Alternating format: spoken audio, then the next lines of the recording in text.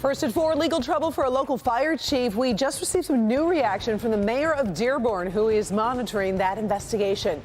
This man is filing a $50 million lawsuit targeting a police officer in East Point. You're going to hear about the message he's trying to send to officers everywhere. And here's Paula. Breaking down KOSA, the Kids Online Safety Act. What it is, what it isn't, what it does, and what it doesn't do. So you can decide if you support it or not. I'm 4-1 meteorologist Kim Adams. We are tracking Idalia as it closes in on the Florida Gulf Coast. Here in Metro Detroit, we're tracking some thunderstorms out to the west. I'll have an update coming up in minutes.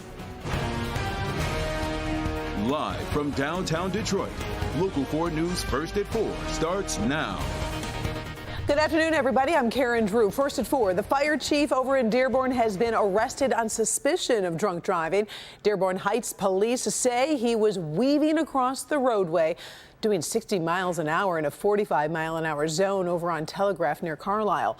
They pulled over 44-year-old Joseph Murray, took him into custody after conducting field sobriety tests. Blood tests have also been administered. When those results come in, prosecutors will then be making a decision on charges. This afternoon, though, the mayor's office in Dearborn releasing this following statement saying, quote, earlier this morning, the administration was notified of an incident involving our fire chief. We are taking this matter seriously. As facts become known, we will take the appropriate course of action. We'll be following that for you. Police in Chesterfield Township investigating a man's death as an apparent hit-and-run accident. They were called to Cotton Road near the I-94 overpass early this morning, found his body. He was a 42-year-old from Chesterfield Township. Investigators believe somebody driving a black Jeep Grand Cherokee may have hit the man between 11:30 last night and nearly 7 this morning. The Jeep should have damage to the passenger side headlight area, so if you can help, call Chesterfield Police. A man wrongfully convicted of armed robbery is now suing a police detective in East Point who helped send him to prison. We brought you this story of Mac Howell in March. That's when he was freed after serving more than 7.5 years in prison for an armed robbery at a 7-Eleven in East Point. He's now filed a federal lawsuit against Detective Matthew Hambright for how he handled the investigation. The suit alleges Hambright knew of a serial robber operating in Macomb County at the time of the crime and didn't disclose that to prosecutors or the defense. Also alleges the problems with the suspect description and other errors. Howell's attorney is hoping the $50 million suit will send a message. One of the reasons we're holding the detective accountable here and for punitive damages is so the word gets out and people don't do this, cops don't do this in the future. The criminal justice system depends on the integrity of the police to begin with. Now, the website for the East Point Police Department currently lists Matthew Hambright as deputy chief. The current police chief, Corey Haynes, says that they have not received a copy of the lawsuit. They can't comment, but his department is taking all cases very seriously. We're definitely getting a taste of fall lately with a possible side of rain this evening. Kim Adams has a quick look at your first forecast. Kim? Well, we've got increasing clouds this afternoon and rain is knocking on our door. So if the kids have outdoor sporting events tonight, good idea to take along the Forewarn Weather app because they could be under a thunderstorm. Not a severe storm, but definitely some gusty winds and some quick downpours here over the next several hours. So 77 in Detroit, 74 in Howell and Pontiac, upper 70s right now in Adrian. So it's dry right now here in the immediate Metro Detroit vicinity. But if you look out to the west, there are just a couple of showers and even an embedded thunderstorm as we look just to the west of Coldwater. Watch what happens over Kalamazoo. We get a little brief thunderstorm right there. That's the red that you see. So can't rule out a gusty wind, not reaching severe limits, but definitely a rumble of thunder as we go through the evening hours with temperatures dropping down into the 60s by 10 o'clock tonight. Now let's talk about Hurricane Idalia. It did become a hurricane with winds right now at 90 miles per hour. We'll get another update at 5 o'clock, but right now it is a Cat 1 hurricane that is moving quickly towards the Gulf Coast and will make landfall sometime tomorrow morning as potentially a strong Category 3, possibly even a Cat 4, but at this point predicted to have winds at 125 miles per hour and then continuing to cause problems all the way through Georgia and the Carolinas. So we'll track more and talk more about Idalia and take a look at the rest of our week forecast in a few minutes. All right, thank you, Kim. Meantime, we are getting some new video from the storm's first impact on Cuba. Idalia made landfall on the western tip of the island last last night. The storm brought heavy rain to a portion of the country that's still recovering from the devastation brought by Hurricane Ian almost a year ago.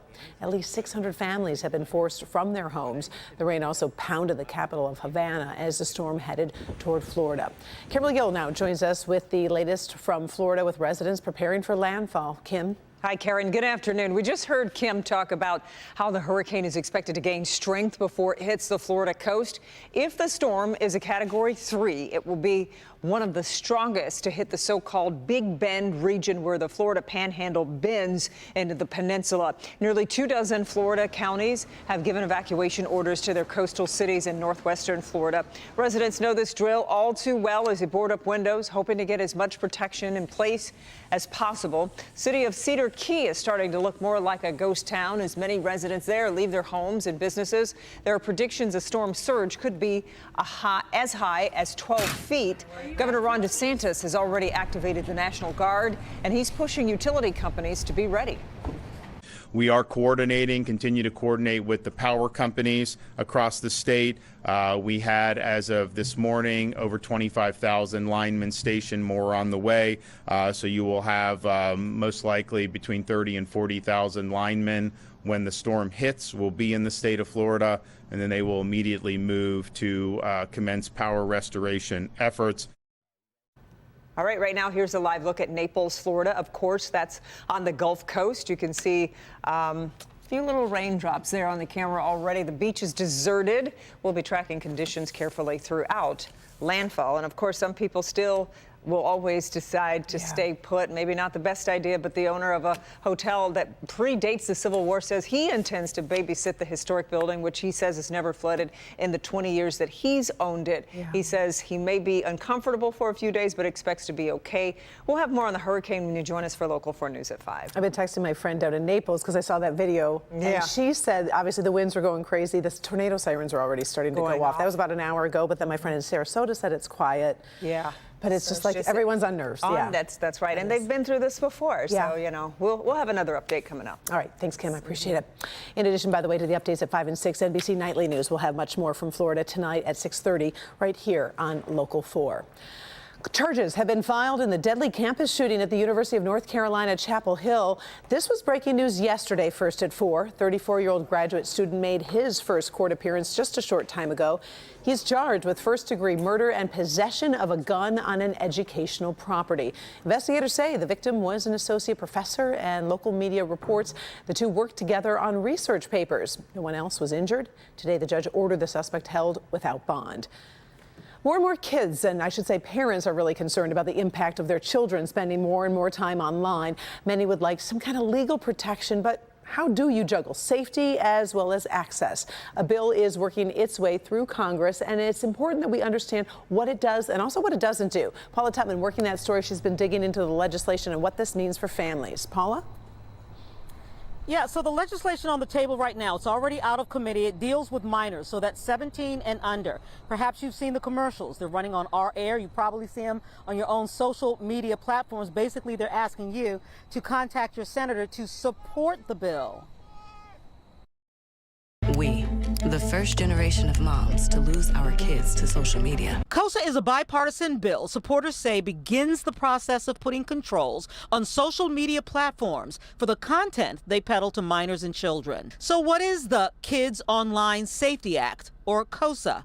We asked one of the co-sponsors, Michigan Senator Gary Peters. This legislation is about an attempt to make social media safer for our children. The proposed legislation does that by using several levers, amongst them giving parents new controls to help identify harmful behaviors in their children, submitting to independent audits to screen the behaviors of social media platforms, and requiring social media platforms like TikTok, Instagram, Facebook, and the like to, by default settings, disable products featuring addictive things like smoking, alcohol, or sexual content. The social media companies are using literally hundreds and thousands of data points, and everything about you will show that you're likely a minor, not an adult. And that's why this legislation is important for us to analyze exactly how can we protect minors and the algorithms that are used by social media companies to deliver sometimes very damaging and dangerous material. Jordan DeMay, a Michigan teenager catfished by international scammers, was enticed to take nude pictures of himself and was then blackmailed that he would be exposed to the world. He threatened to kill himself. The sextortionists taunted him. Good. Do it now, were the words from his scammers. He did last March. If there was something in place that triggered keywords when he talked about taking his life, if that had triggered something, we might have been alerted and been able to intervene at that point. Professor John Weinberg is a law professor at Wayne State University who's an expert in privacy and internet law. What it is, I think, is a sincere attempt to protect children on the internet, but it really does have a lot of problems. I think this is a bill that I really wouldn't recommend that Congress go forward with. I think it's a good start to putting some accountability on the social media companies.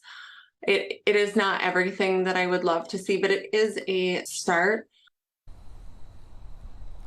You know, Professor Weinberg gave a really great example of why he says this is not a good bill, and he says it's because it is so broad. So, for instance, it would filter out information based on the algorithms, and teenagers might get information or might not get information that would be important to them about LGBTQ rights, Q rights, or abortion, or personal health. It's something you really need to look at, really, Karen, look at all of it yourself. Senate's supposed to take it up sometime when they get back from recess after Labor Day, and then social media companies would have 18 months to put together these filters or a way to meet these demands, or they'd have to answer to the Federal Trade Commission. So there's a lot more to this, a lot more we need to explain, and we'll put information on our website, clickondetroit.com, so you can really do a deep dive and understand yourself, because it's really just a lot to try to digest. There really is so much. It is hard to digest and balance and figure out all of the rules and regulations. And like you said, you need to be alerted as well. All right, we appreciate the report. Thanks, Paula.